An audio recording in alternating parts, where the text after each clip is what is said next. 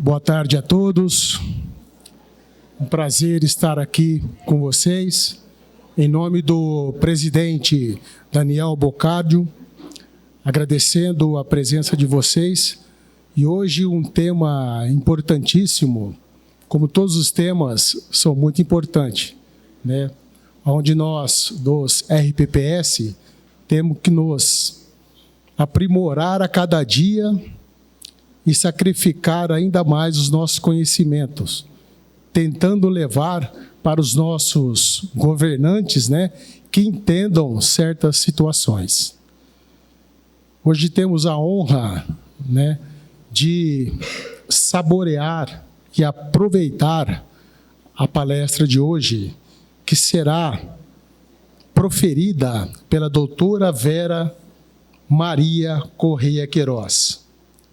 A doutora Vera, como vocês já estão vendo ali, doutoranda e mestre em Direito Previdenciário pela PUC São Paulo, advogada, consultora jurídica, parecista, coordenadora e professora na ESA São Paulo, ex-servidora federal do INSS, presidente da Comissão Especial de RPPS da OAB. Doutora Vera, sinta-se à vontade e traga para nós os grandes conhecimentos que a senhora tem.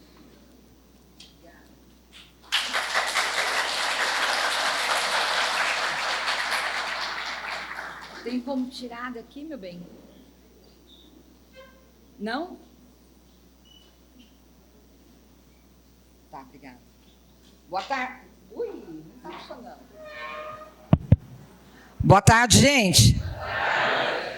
Nossa, boa tarde, tá? Foi depois do coffee break que deu essa animada, é? Gente, é uma alegria enorme, enorme mesmo, estar aqui com vocês para trazer um pouco do meu conhecimento, compartilhar com vocês, né, informações a respeito de pessoa com deficiência. Mas antes de tudo, eu quero agradecer à APPREM, na pessoa da Lúcia Vieira. Muito obrigada, Lúcia, pelo convite para essa oportunidade de poder vir aqui falar um pouco com vocês de um tema que traz tanto questionamentos, né? Que as pessoas fazem tantas perguntas, principalmente no aspecto da avaliação biopsicossocial. Eu, sinceramente, gente, eu gosto bastante desse tema, bastante. Mas, porque a gente, como professora, não tem o que a gente não goste, né? Mas o que eu gosto mesmo, fala, Lúcia, do que eu gosto mesmo, é CTC.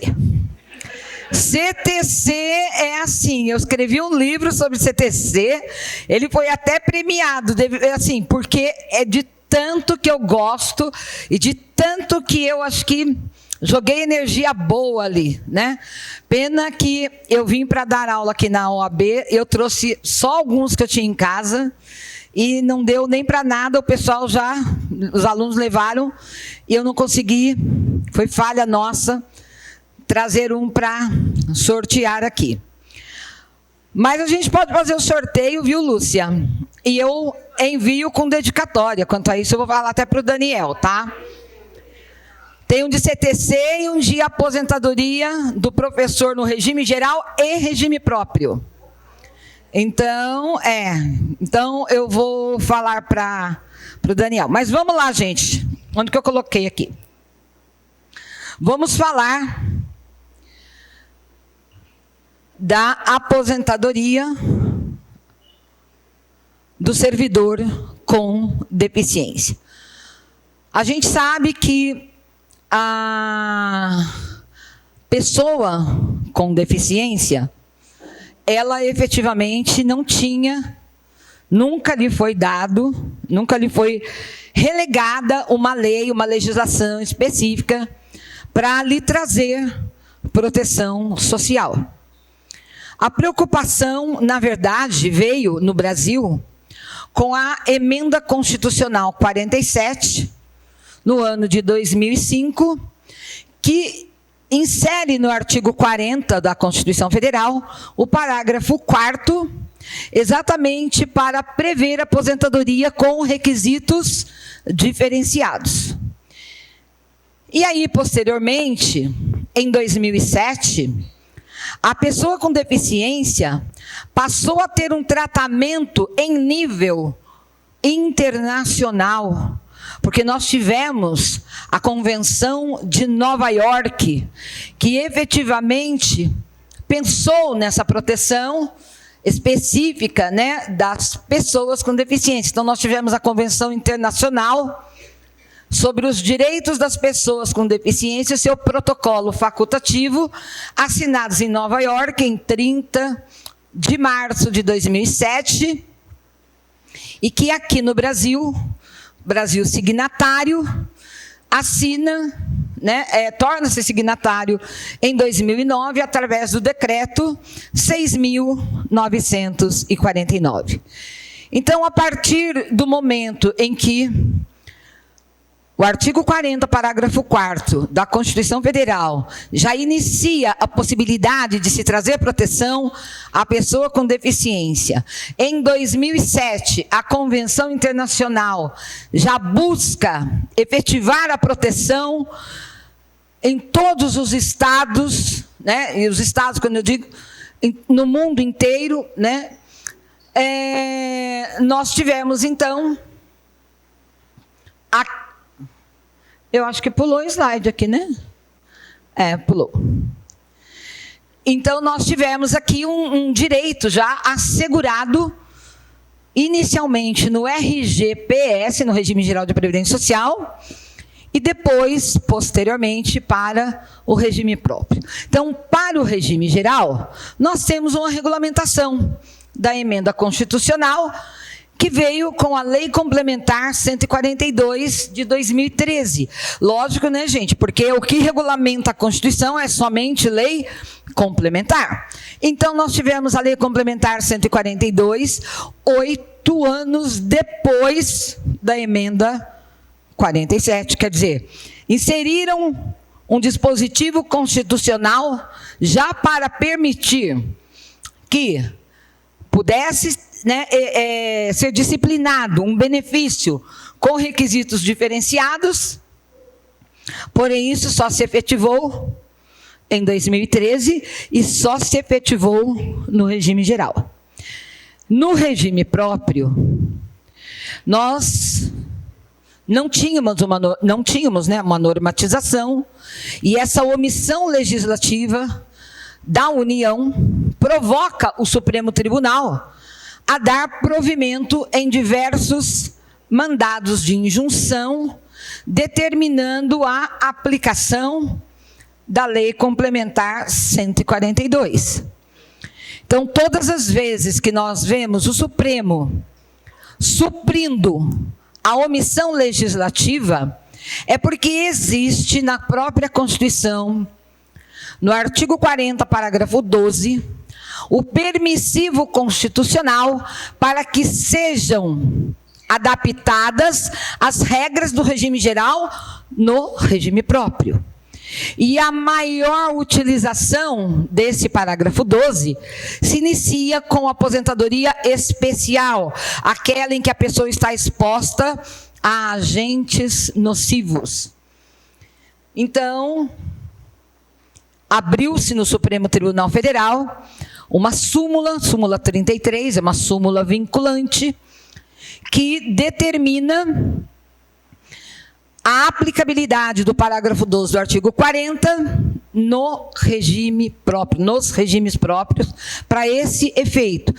E o paralelo veio na pessoa com deficiência, porque se efetivamente havia uma omissão legislativa, o Supremo, ele efetivamente tinha que se posicionar quando as pessoas ingressavam, quando provocavam a tutela jurisdicional do Estado, exatamente para buscar essa proteção da pessoa com deficiência. Não, nós também queremos a aplicabilidade do artigo 40, parágrafo 12. Mas vejam, quando o Supremo decide, essa decisão, ela não tem um efeito vinculante. Ela é inter partes. Ela só se aplica para aquela pessoa que ingressou em juízo. Nós temos uma ação civil pública no estado de São Paulo. Eu estive lendo isso, inclusive, essa semana, essa ação civil pública, onde a promotora explica efetivamente o prejuízo da omissão legislativa, e o posicionamento da juíza foi, assim, excelente. Não vou entrar muito nesse mérito, porque aqui não é só o município de São Paulo, a cidade de São Paulo, né? Nós temos aqui o estado de São Paulo inteiro presente. Então, a gente fala em linhas gerais.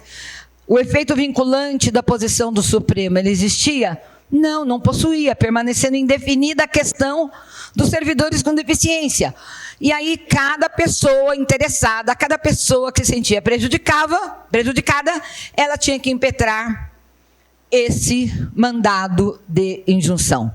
Então, com a emenda constitucional 103, as coisas se modificaram muito.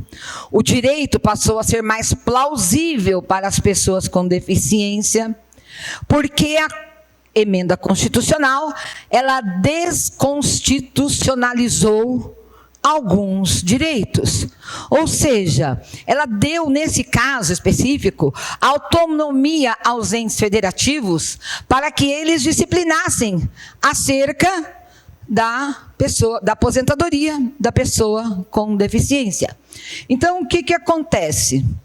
Quando a gente fala de aposentadorias no regime próprio, buscamos imediatamente o artigo 40. Será que você podia tirar isso um pouquinho para baixo, por favor, porque está num campo de visão aqui. Então, vejam só o que diz o artigo 40, que o regime próprio de previdência social dos servidores titulares de cargos efetivos, terá caráter contributivo e solidário, mediante contribuição do respectivo ente federativo, servidores ativos, aposentados e pensionistas, observados critérios que preservem o equilíbrio financeiro e atuarial.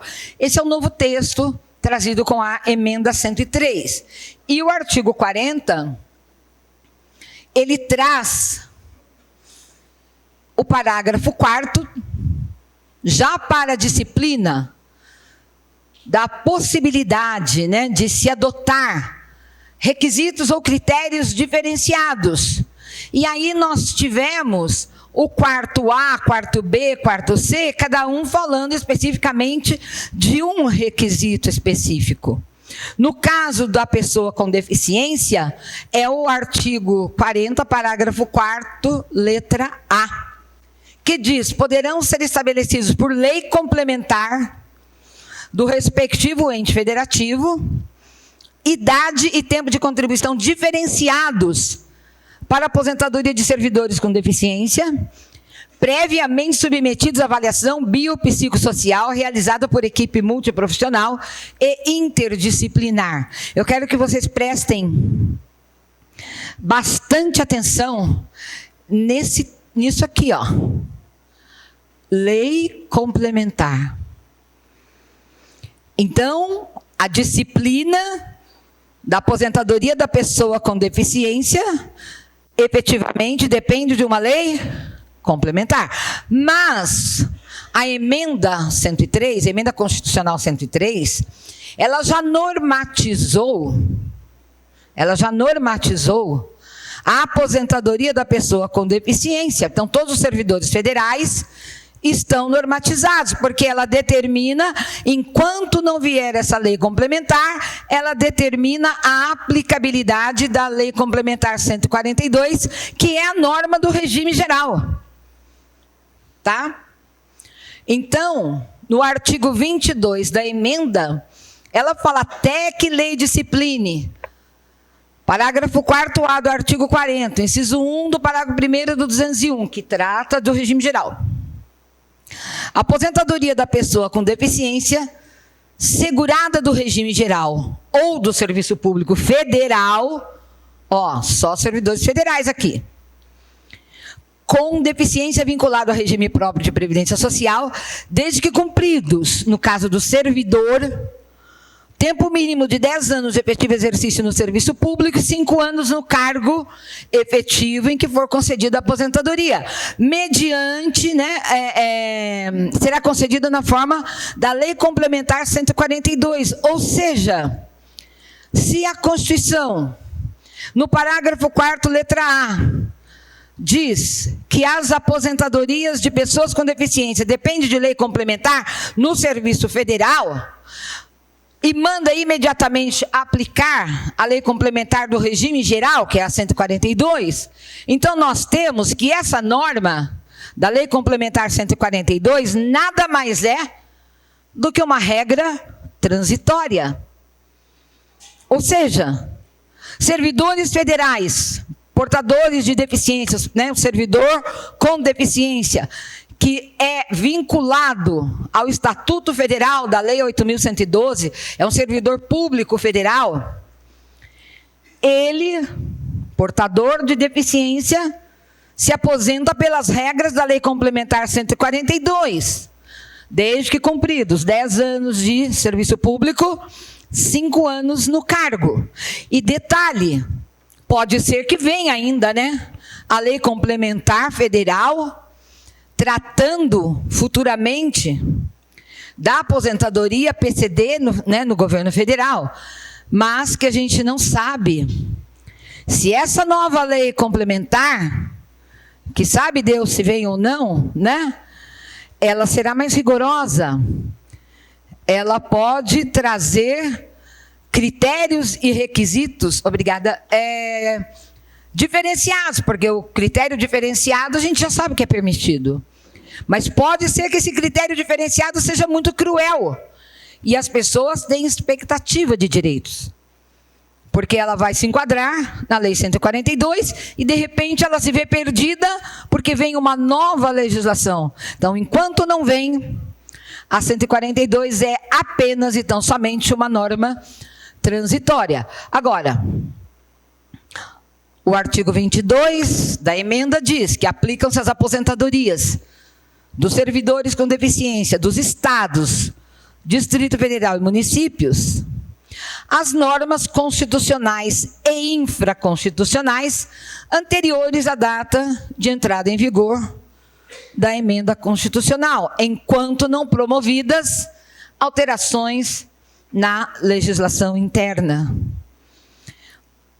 Eu digo para vocês que a parte mais importante da aposentadoria do servidor com deficiência nem é efetivamente a questão da avaliação biopsicossocial, porque na verdade é uma avaliação que vai exigir um médico especialista, um médico perito e um assistente social para fazer a avaliação biopsicossocial. E mais tarde a gente vai ver aqui na sequência que a aplicação do método FUSE, ele é quase que matemático, ele é quase que exato. Ou tem aquilo ou não tem. Se tem, pontua tanto. Se não tem, pontua não sei o quê. E se der no final tantos pontos, é deficiente leve, moderado ou grave ou não é. Então é quase que matemático. Não é aí o ponto mais nevrálgico da aposentadoria do servidor com deficiência. O ponto mais nevrálgico é a aplicabilidade das normas jurídicas. Quando se torna uma norma definitiva, permanente, quando é norma transitória. E é exatamente nesse contexto que eu quero colocar para vocês. Até porque ninguém está livre de ter que responder ao mandado de injunção pela omissão legislativa. O Poder Executivo não tem efetivamente culpa do Legislativo ser omisso e não trazer a disciplina para que o Executivo possa aplicar bem o direito à espécie. Então, enquanto não houver reforma nos municípios, valem as regras anteriores de cada ente federativo. né, de estados e municípios. Nossa, está difícil aqui. Então, fazendo um resumo, gente, aposentadoria do servidor com deficiência, o artigo 22 da emenda, ele diz que não houve criação de uma regra transitória específica, não houve mesmo. Porém, né, determinou-se a aplicação da Lei Complementar 142, até que Lei Complementar traga regras permanentes. Ou seja, a Lei Complementar 142 passou a ser, então, a regra transitória. Entenderam? Se eu não tenho ainda uma normatização no município ou no estado, eu posso efetivamente aplicar a 142? Aqui nós vamos ver todas as hipóteses. A futura lei complementar, que eu disse para vocês, né, trará regras permanentes que podem ser mais cruéis. Então, com critérios mais rigorosos, prejudicando a aposentação, a jubilação do servidor PCD, né? E, inclusive, violando expectativas de direito. Em relação aos entes subnacionais, estados e municípios, não se aplica, então, o artigo 22, porque ele foi claro e uníssono em dizer que aplica-se aos servidores federais e ao regime geral de previdência social. Então, os subnacionais possuem agora autonomia para regulamentar a aposentadoria do servidor com deficiência. Mas se eles não promoveram a reforma, o servidor com deficiência não tem outra saída que não seja buscar a tutela jurisdicional do Estado através de um remédio jurídico que se chama mandado de injunção.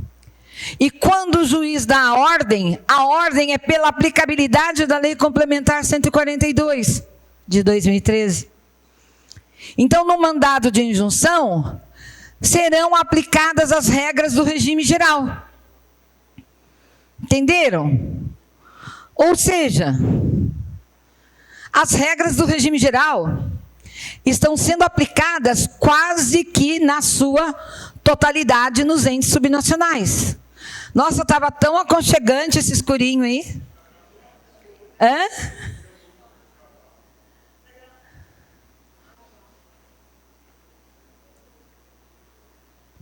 Para os entes que promoveram reforma, então vejam bem, aqui agora a gente começa a deixar a coisa mais científica, né? Para os entes que promoveram a reforma, adotou-se duas técnicas. Primeira, deu o mesmo tratamento dos servidores federais. Isso aconteceu, por exemplo, no Mato Grosso do Sul, em Goiás, Ceará, Paraíba, Sergipe. Aplicabilidade da Lei Complementar 142, até que surja a Lei Complementar Federal. Ou seja, esses estados fizeram a reforma e trataram do servidor pessoa com deficiência nas mesmas regras do regime geral e dos servidores federais. Ou seja, adotaram as regras dos servidores federais, porque eles também estão dependendo de uma futura lei complementar federal. E aí a 142 é uma regra transitória. Muito bem. A previsão para a lei complementar do ente que regulamente o tema está, por exemplo, no Paraná, Rio Grande do Sul, no Acre, Espírito Santo, Bahia, Piauí, Minas Gerais e Mato Grosso. Então, aqui existe a previsão para a lei complementar. Fizeram a reforma e trouxeram lá na sua emenda que lei complementar irá disciplinar, tal. Não mencionaram a aplicabilidade da lei federal, da lei complementar 142, como, né, os de cima fizeram. Mas eles chamaram pela lei complementar, mas ela foi efetivada, foi publicada. Então, para os entes subnacional, se o ente subnacional previr uma lei complementar e ele não editar, o que acontece? Eles estão criando uma regra transitória até que surja a lei complementar do ente, mas eles evitam o quê? Um vácuo legislativo. E na prática, o que adianta o vácuo legislativo? Ele diz na sua reforma que lei complementar definirá sobre os direitos da pessoa com deficiência. Mas ele não edita a lei complementar. Se ele não edita a lei complementar, o que faz o servidor subnacional? Mandado de injunção. Ou seja, a omissão legislativa leva à judicialização.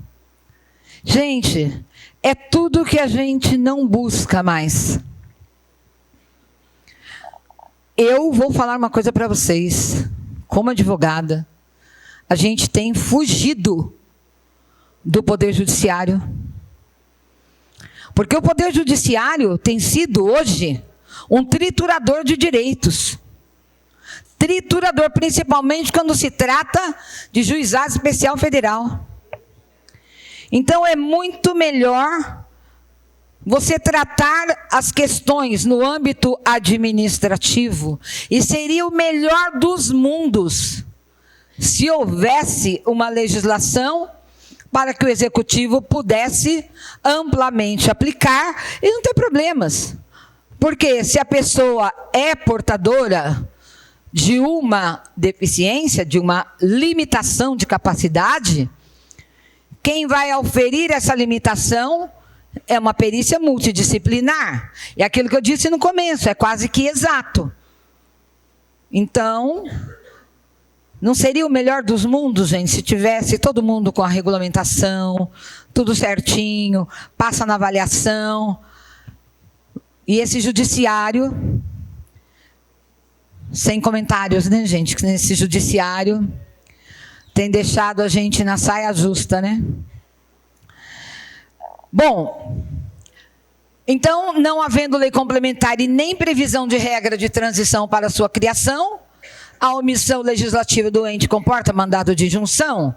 Sim, mas desde que esteja previsto expressamente o direito na respectiva Constituição Estadual ou lei orgânica, né? Gente, eu estou apanhando desse negócio. Alguém falou que ia judiar de mim hoje. A possibilidade de mandado de injunção, mesmo após a emenda 103, que já deu autonomia para os entes, é possível ainda alguém demandar em juízo, alguém impetrar o mandado de injunção? Ah, claro. Resumo do que a gente falou, em duas situações. O ente não editou a reforma, com previsão de aposentadoria da pessoa com deficiência, ou o ente promoveu a reforma e delegou a regulamentação para a lei complementar, mas não a editou. Está aqui o resumo. Gente, mas no mandado de injunção, o juiz vai mandar aplicar o quê? Lei complementar 142. Ninguém consegue fugir dela. Igual, como é que é? Igual o cachorro correndo atrás do rabo, né? Faz aquele círculo vicioso. Qual a importância da lei complementar 142 no regime próprio? Ela é automaticamente aplicada para os servidores federais. É também automaticamente aplicada para os estaduais e municipais quando as leis locais determinaram expressamente a aplicação das regras federais. Parece que ficou tudo bonitinho, né? Temos a federal, que já está tudo certinho. Aí o ente fez a reforma, falou, vamos seguir o federal também. Então, automaticamente, a 142 está sendo aplicada. Mas ela é ainda aplicada via mandado de injunção na omissão legislativa. Então, ela é sempre aplicada, a gente não foge dela. Né?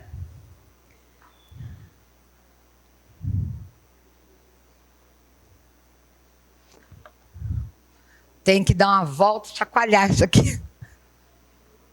Ô, meu bem, você pode me ajudar a passar aí? Vamos, parceria aqui? Bora. Requisitos para aposentadoria no regime próprio. Aposentadoria da pessoa com deficiência. Aos servidores federais e subnacionais que seguem os parâmetros da Lei Complementar 142. Se for uma aposentadoria por idade, o homem 60 anos, a mulher 55, tem que ter 15 anos de contribuição como PCD, pessoa com deficiência. É o que nós chamamos de carência. É o número mínimo de contribuições. 10 anos de efetivo serviço, de efetivo exercício público. Na verdade, são 10 anos de atividade dentro da administração pública. 5 anos no cargo onde se der aposentadoria. Porque às vezes a pessoa tem um cargo com uma remuneração, um valor mais baixo, e ela presta um concurso para um cargo com remuneração maior, mas dali a um mês ela já pede aposentadoria, porque ela tem todos os requisitos da administração. Mas ela não tem 5 anos naquele cargo. A aposentadoria será com base no cargo anterior, né? E não no cargo novo. Ela precisa ter uma carência dentro do cargo novo, que é de 5 anos. E, logicamente, o servidor tem que ser deficiente na data da entrada do requerimento. Essa expressão, esse resumo que se fala DER. Hoje muita gente fala DER. No INSS, enquanto eu era servidor, a gente falava DR. DER, mas falava rápido, DR, né? Salvo um direito adquirido após 8/11 de 2013. Pode passar, meu bem.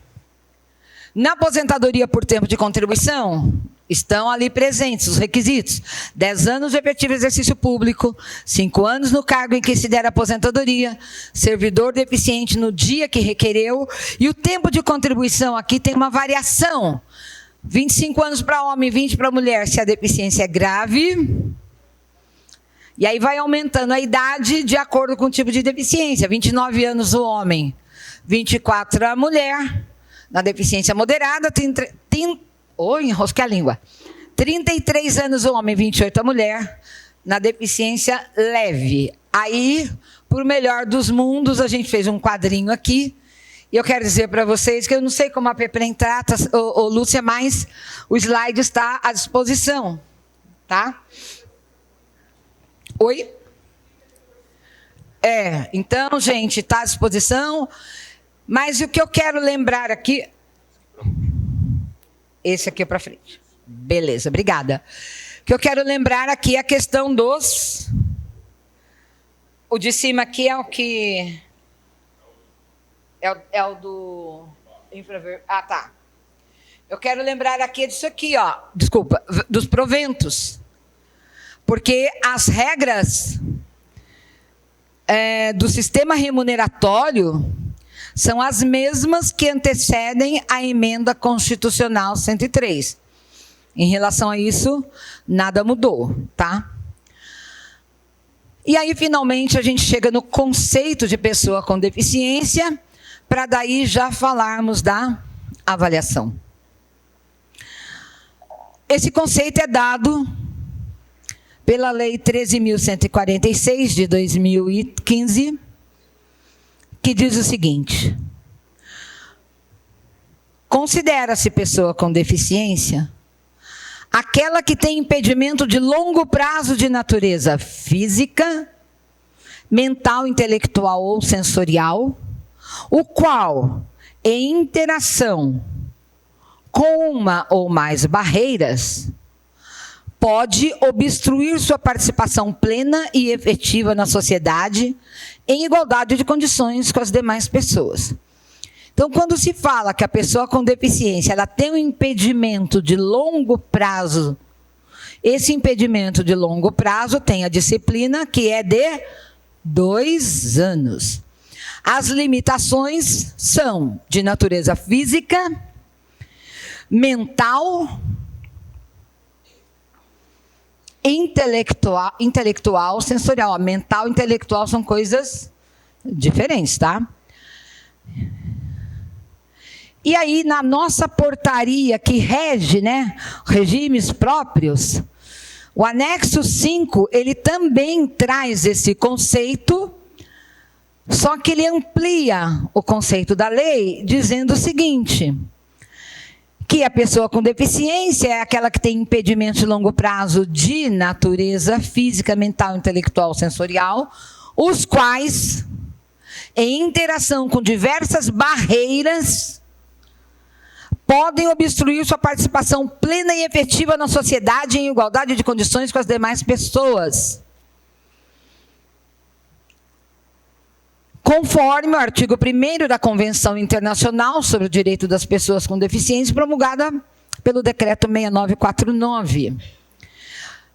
E aí diz o seguinte, na nossa portaria 1467, segurado com deficiência é a pessoa deficiente abrangida por regime próprio. E por que a portaria precisou trazer essa disciplina do parágrafo único? Porque antes da portaria, nós conhecíamos como segurado apenas aquela pessoa física vinculada ao regime geral de previdência social. Quem exercia atividade pública, titular de um cargo público efetivo, estava vinculado a um regime próprio de previdência social, sempre foi chamado desde a Constituição de 88, servidor público. O servidor público nunca teve esse status de segurado.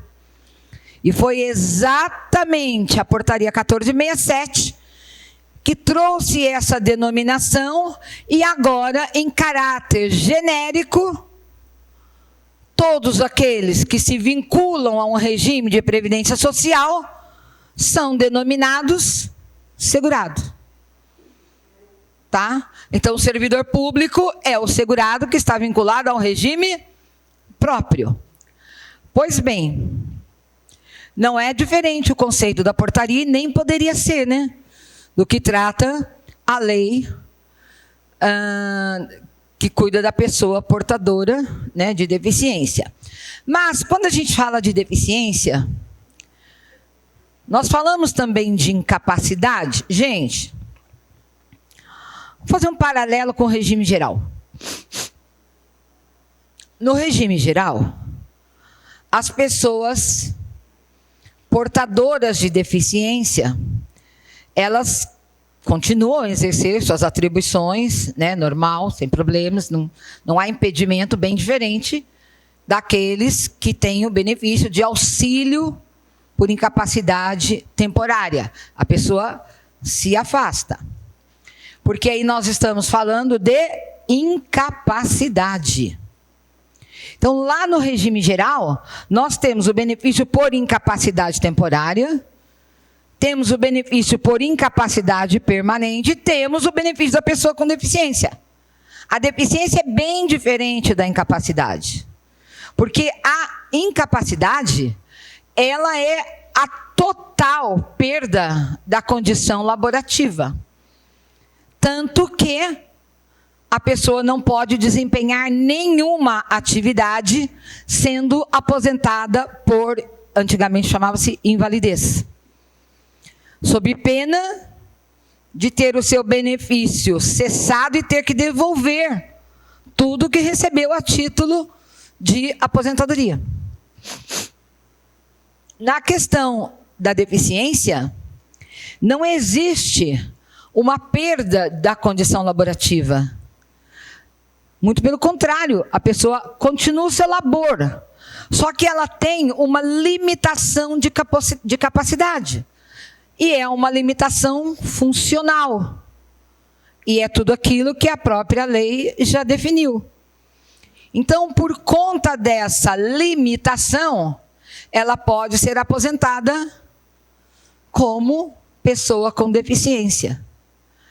Então, por exemplo, foi uma cliente no escritório, servidora pública, que não consegue, de jeito nenhum, um afastamento, né, para tratar da saúde e tudo mais. Avaliando o quadro geral, você percebe que aquela situação da pessoa não é realmente caso de uma aposentadoria por invalidez, como trata, né, a Constituição, incapacidade permanente agora, não é o caso, porque ela não está totalmente incapacitada, mas é o caso de ser avaliada se existe uma limitação na sua capacidade. E ao invés dela ter um benefício de uma licença para passamento da saúde, no caso do regime geral, um auxílio por incapacidade temporária, já é caso de ter uma aposentadoria PCD. Então, às vezes, é muito mais fácil o médico perito conceder uma aposentadoria PCD do que uma aposentadoria por incapacidade permanente.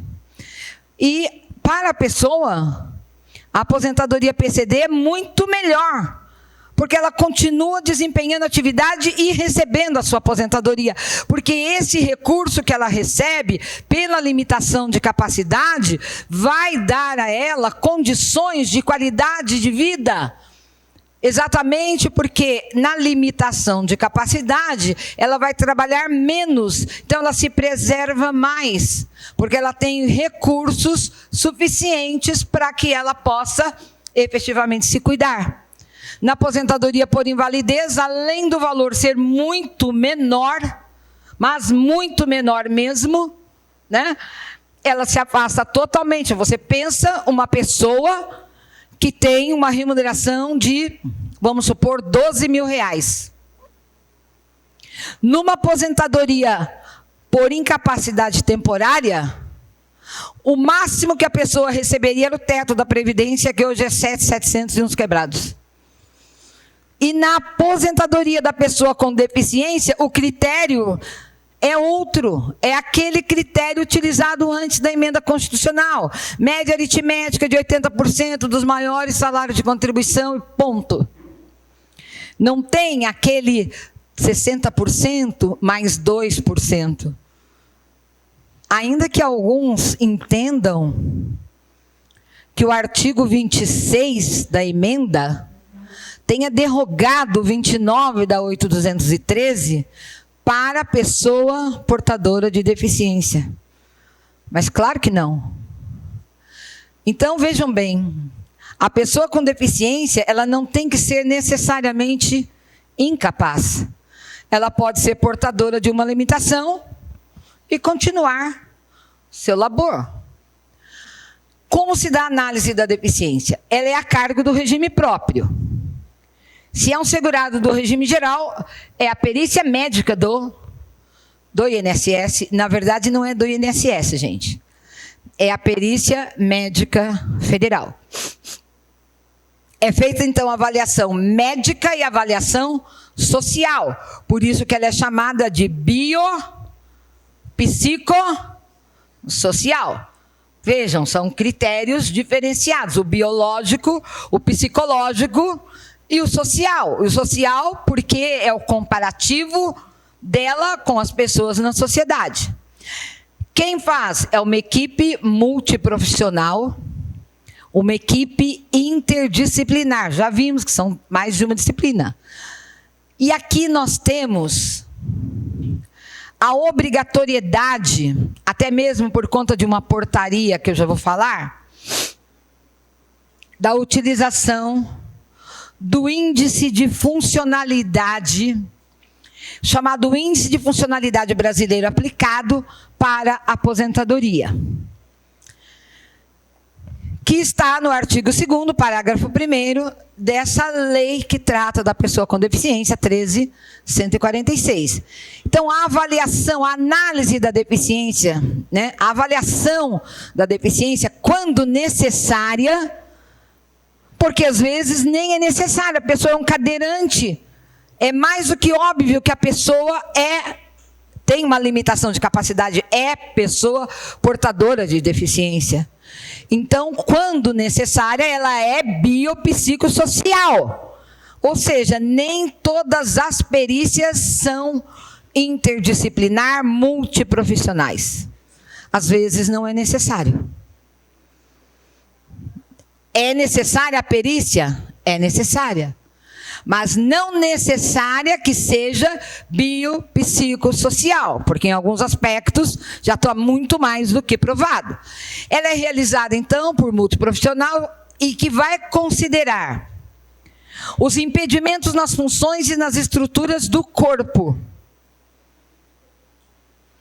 Gente, é que a gente não tem como, né? Seria um dia inteiro de aula para mostrar toda aquela tabela dos 7 domínios e falar um por um dos casos. Eu amaria fazer isso. Mas o nosso tempo é limitado, então a gente se remete só a eles. Esses domínios que estão previamente definidos, eles tratam exatamente desses critérios, dos impedimentos nas funções e nas estruturas do corpo da pessoa. Ele é um cadeirante ou não? Os fatores socioambientais, psicológicos e pessoais, porque muitas vezes, até mesmo o local onde a pessoa mora cria mais dificuldades para ela do que aquele que tem um lugar melhor, com acesso, com acessibilidade, para que as pessoas se movimentem. Os fatores socioambientais, psicológicos e pessoais, a limitação no desempenho de atividades, esse é um dos tópicos mais importantes, e a restrição de participação. Participação da vida em sociedade, né? O exame médico-pericial, componente da avaliação biopsicossocial da deficiência, poderá ser realizado com o uso de tecnologia de telemedicina ou por análise documental, conforme situações e requisitos definidos em regulamento. Que regulamento é esse? É o decreto que regulamenta a Previdência Social, é o decreto 3.048 de 99. Então, a perícia biopsicossocial é um instrumento utilizado para avaliar o grau de impedimento, bem como os reflexos que esse grau de impedimento traz na vida do servidor. Os critérios mensurados nessa avaliação giram em torno da data do início da deficiência, da escolaridade daquele servidor, dos impedimentos que ele enfrenta no seu dia a dia, até aquilo que eu acabei de dizer para vocês, da acessibilidade. Pensa um cadeirante subir uma calçada, atravessar uma rua, uma pessoa cega. Hoje nós temos a marcação, eu não sei como é que chama, me perdoem, aquela marcação de cegos, né, em todo lugar que a gente vai, aquilo é obrigatório. Mas será que todos os municípios adotam critérios de acessibilidade, né, para as pessoas com deficiência? E o serviço público adota? Né? Porque a pessoa é portadora de uma deficiência. Ela tem que assumir uma vaga específica de pessoa portadora de deficiência? Claro que não, gente. Existe, sim, uma reserva de vagas nos concursos públicos. A pessoa portadora de deficiência só terá essa aposentadoria se ela for empregado de uma empresa e que compõe a cota da empresa. Nada disso tem ligação com a aposentadoria PCD. Nada. Tá? No regime geral, é a perícia médica federal e um assistente social. O assistente social é servidor do INSS. No regime próprio, segue a normativa do anexo 5 da nossa portaria 1467, que inclusive traz no seu artigo 9º os critérios. Ô meu bem, que horas são, por favor? Oi? Posso seguir mais 1h30? Não, estou falando mais 15 minutos. Então, gente, vejam, a avaliação da deficiência pelos órgãos competentes da União, Estados, Distrito Federal, Municípios, será médica e funcional. Avaliação médica é a avaliação das condições físicas e biológicas. E funcional são os critérios que a pessoa precisa ter como avaliação dentro da sua atividade laborativa, dentro do desempenho das suas atribuições, por meio de uma perícia que vai fixar uma data provável do início da deficiência e o seu grau no correspondente período de filiação ao regime próprio. Ah, mas quer dizer que eu, como servidora do regime próprio, eu só vou ter essa aposentadoria se eu me tornei deficiente dentro do serviço público? Claro que não. Eu posso ter ingressado no serviço público mediante concurso de provas ou provas e títulos, já portadora de uma deficiência. E não necessariamente concorrer a vagas reservadas às pessoas nessas condições. E do exercício das suas atribuições na condição de segurado. Parágrafo 2º. Isso aqui eu já diz o seguinte: para efeito da avaliação, a União, os Estados, Distrito Federal, Municípios utilizarão, para fins de integração normativa, a disciplina própria que a esse respeito for editada para o regime geral. Então, vejam bem, aplica-se no regime próprio as regras do regulamento do regime geral, tá? Cabe à unidade gestora do regime próprio providenciar o exame pericial, biopsicossocial, com ao menos 2 peritos, um médico perito e um assistente social perito. O assistente social faz perícia, mas não é médico. Não é só médico que faz perícia. É o tipo de perícia que define o profissional competente. Aqui o impedimento de longo prazo, que a gente já falou, né, que é de no mínimo 2 anos. Esses 2 anos de forma ininterrupta. Eu já estou caminhando para o final, tá, gente? Ele me deu mais 1h30 aqui, mas não me avisou que era para preparar uma aula. A Lúcia falou que era palestra, né? Se eu soubesse que era aula, também já aplicava a prova, né, gente? Que eu adoro aplicar a prova. Gente, eu fui professora no Damásio. Sabe como é que os alunos faziam quando dava a prova? Eles ficavam mandando mensagem para mim nas redes sociais. Até na época de Orkut. Vocês lembram de Orkut?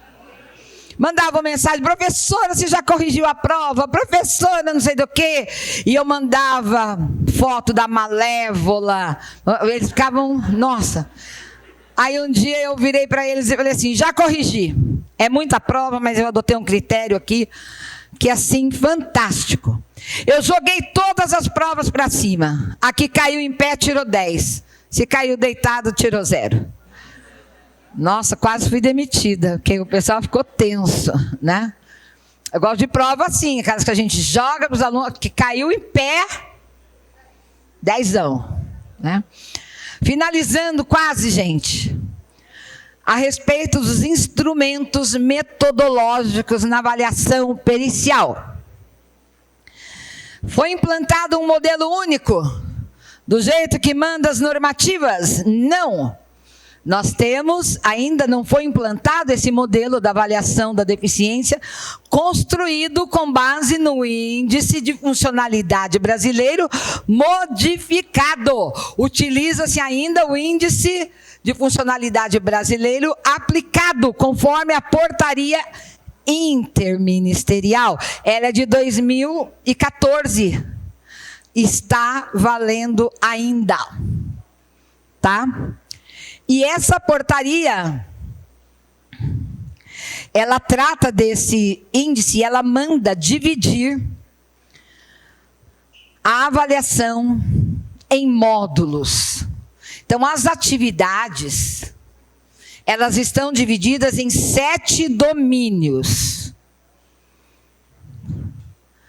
Cada domínio tem um número variável de atividades, totalizando 41. A pontuação total é a soma da pontuação dos domínios. O que é a pontuação do domínio? É a soma da pontuação das atividades. Aplicada pela medicina pericial e serviço social, observada a aplicação do modelo FUSE. Que modelo FUSE é esse? É um modelo linguístico. É um método linguístico que ele serve para uniformizar a pontuação e leva em consideração exatamente aqueles domínios mais sensíveis. Ou seja, para cada tipo de deficiência, existe um tipo de sensibilidade, vocês concordam? E são exatamente esses domínios sensíveis que vão definir o grau da deficiência. E definindo o grau da deficiência, nós vamos ter, logicamente, até variação remuneratória. Ou seja, trata-se de um fator qualitativo. É a qualidade da deficiência, não é o quantum.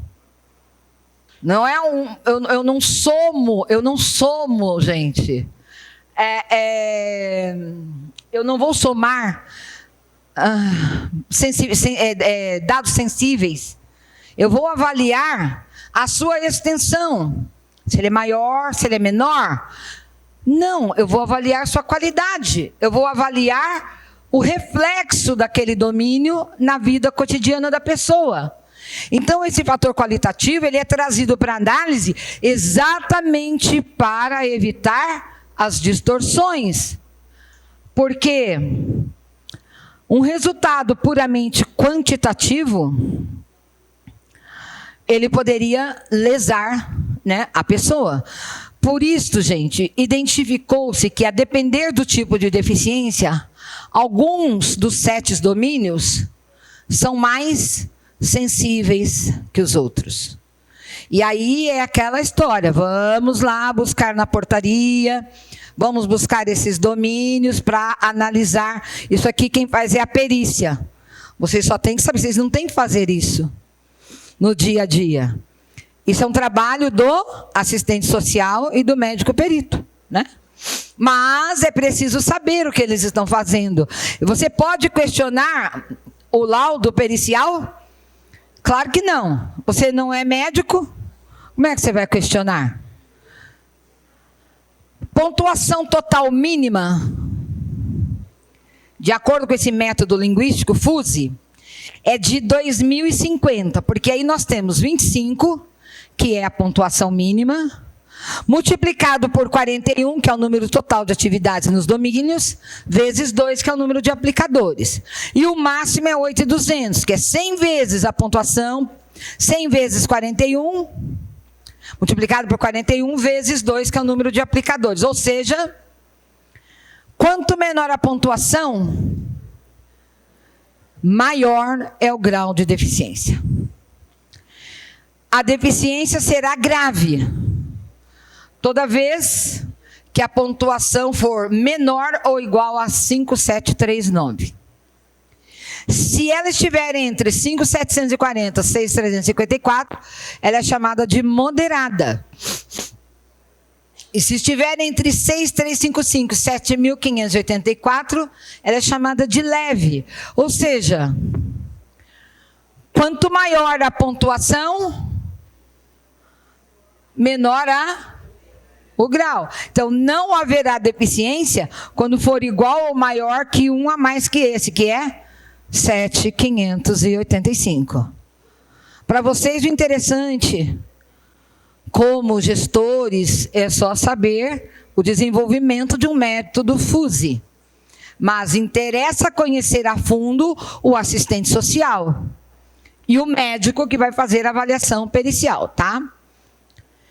Exige-se, então, que o avaliador responda se houve a pontuação 25 ou 50 para alguma das atividades de algum dos dois domínios relevantes, lá está dizendo quais são, e se o avaliado não dispõe de auxílio de terceiros sempre que necessário. Porque se ele precisar de um auxílio de terceiros, esse auxílio não é eventual,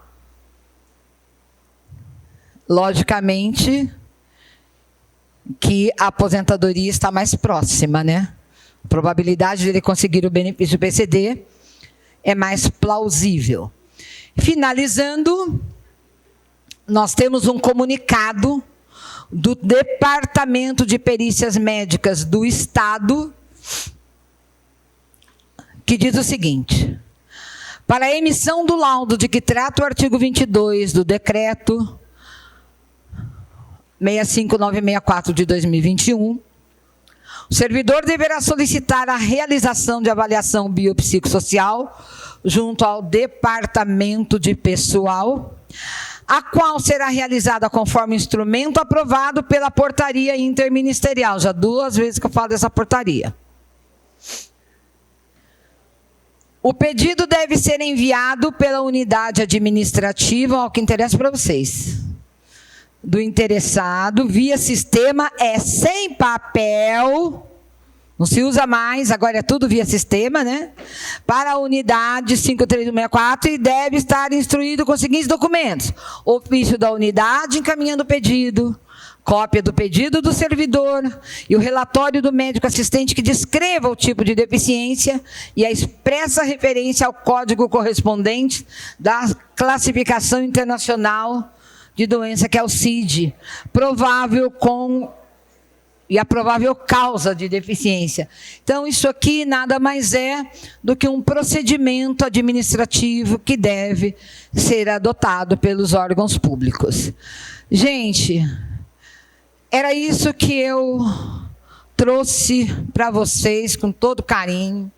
Eu espero que vocês tenham aproveitado.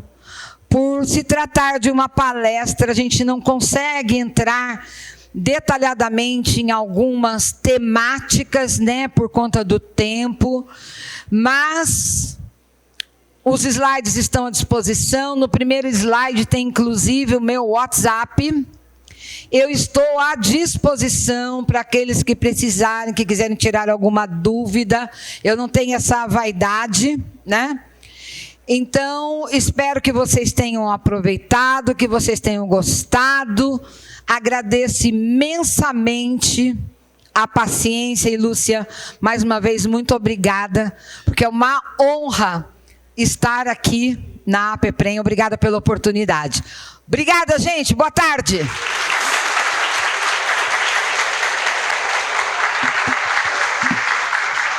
Tirou foto, Libane? Tirou foto? Muitas? Tira uma aqui. Pessoal, Tira uma aqui com ele. Agradecemos a doutora Vera pelo dinamismo, pela eloquência aí nas palavras. Ela autorizou, né, que pudesse fazer 20 perguntas, né? 22. Ela autorizou que, se alguém queira fazer o uso da palavra em pergunta, ela autorizou 2 perguntas, tá? Ou pode me mandar e-mail, WhatsApp. Isso. E a doutora também, assim que a pessoa que for proferir a pergunta, pedimos que fale o RPPS que é e a lotação, tá ok?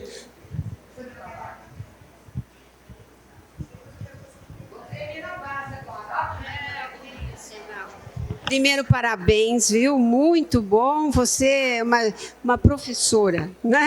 Muito, meus parabéns. Tá sem som? Não, tem som. Vera, eu queria te fazer uma pergunta. Consta na lei do Estatuto da Pessoa com Deficiência que essa avaliação biopsicossocial será feita pelo Executivo e, pelo que eu andei lendo, há uma proposta de um decreto, mas e aí? Não vem o decreto? Não vem, continua essa portaria de 2014? Quer dizer, vai haver, o Executivo tem alguma comissão elaborando isso? Tem sim, tem uma comissão, inclusive por conta do IFBRM, né, o Índice de Funcionalidade, existe uma, eu não agora de cabeça falou aqui, mas existe uma equipe de trabalho exatamente para tratar dessa pontuação, dessa avaliação pericial, aplicabilidade do Índice de Funcionalidade, sim, está em franco andamento os trabalhos, graças a Deus, né? Mas eu te passo melhores detalhes depois disso, mas existe sim. Não, o meu não é nenhum questionamento, não, é só ressaltar, a doutora Vera, ela contribuiu com 2 artigos para esse livro. É mesmo, tem um artigo no livro. São 2 temas bem como esse que você abordou aqui, bem instigantes, né, que é a questão do acúmulo, e um outro que é a questão da caracterização das atividades de magistério. Sim. Né? Então, quero aproveitar para agradecer aqui, né, essa contribuição com esse importante material aí da PEPREM também, Vera. Eu que agradeço, gente. Eu estou escrevendo um livro sobre acumulação de benefícios. Eu tive que parar agora, porque o meu orientador, Magadar, o Miguel mandou 1000 beijos para você, né? Que é grande amigo da doutora Magadar. Sim. Já li bastante. Então, gente, eu tive que parar a edição do meu livro de acumulação de benefícios por conta da tese de doutorado, que eu tenho que defender esse ano ainda, senão vou ser degolada da PUC, né? Mas, no 2º semestre, vai sair esse livro. Talvez, Lúcia, eu consiga alcançar que esse livro seja editado, porque ele vai ser lançado no final de agosto, mas, quem sabe, no começo de agosto, ele já está pronto, e lançamos lá no evento no evento jurídico. Eu vou dar uma apressada, né, de mandar para a editora.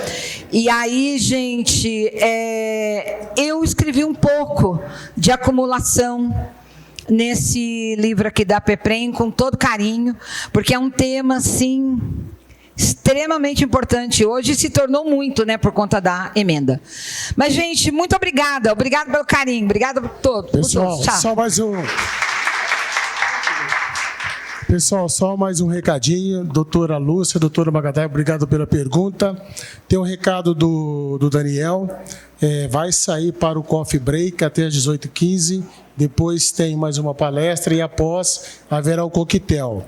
Caso alguém esteja hospedado no IP do centro, certifique-se aqui na recepção da questão do transfer. Ok? Muito obrigado. Bom divertimento no coffee.